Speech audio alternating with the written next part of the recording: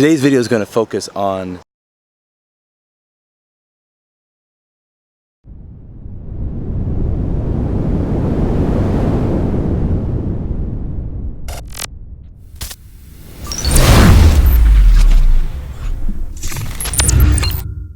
Hey guys, this is Joe. Thanks for tuning in today. Please make sure to like and subscribe.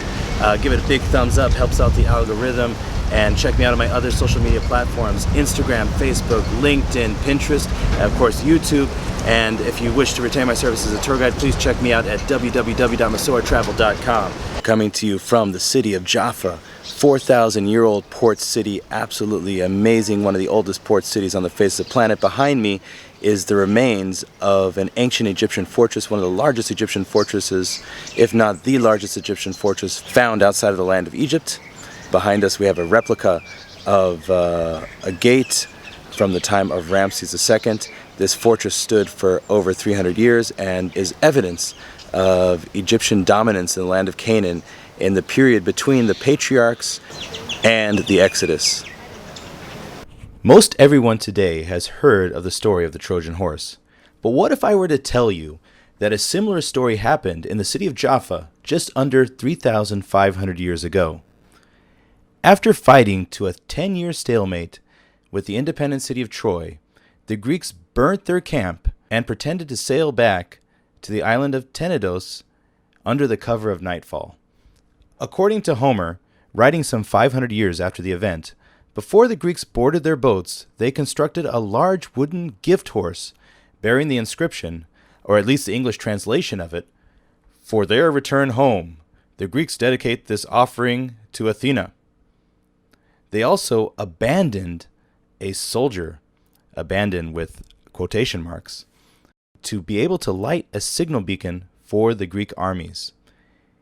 In the morning, the Trojans make their way to the beach, where Sinon convinces them that indeed the Greeks have left, and they have left the horse as an offering. The Trojans, who were involved in the trade of horses, accept the gift, bringing it into their city. A small armed strike force, led by Odysseus, wait for the opportune time to break out of the horse and open the gates for the waiting Greek armies.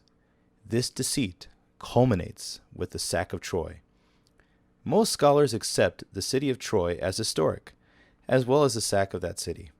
It remains to be seen whether the Greeks actually employed a giant wooden horse in that battle, though. The war is dated by scholars as taking place between 1260 BCE and 1180 BCE.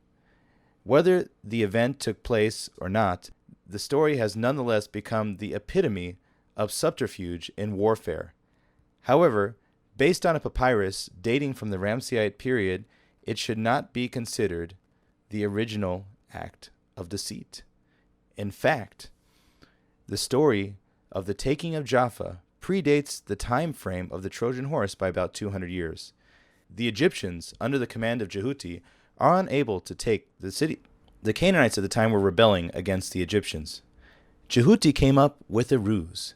He called out the leader of the rebellion to come to his camp with some of the elders of the city. Once they were there, he gave them copious amounts of alcohol to drink. Djehuty, seeing an opportunity, smote the rebel leader on the head and tied him up. He then feigned defeat, saying that the rebels had vanquished the Egyptian army, and that the Egyptians would like to, instead of attack and invade the city, offer a tribute. This tribute came in the way of 200 baskets. The governor of the city of Jaffa did not suspect anything awry, and opened the gates wide to accept this seeming tribute by the Egyptians.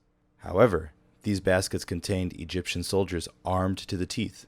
Once inside the city, the Egyptians quickly pounced from their hiding places and took Jaffa by force.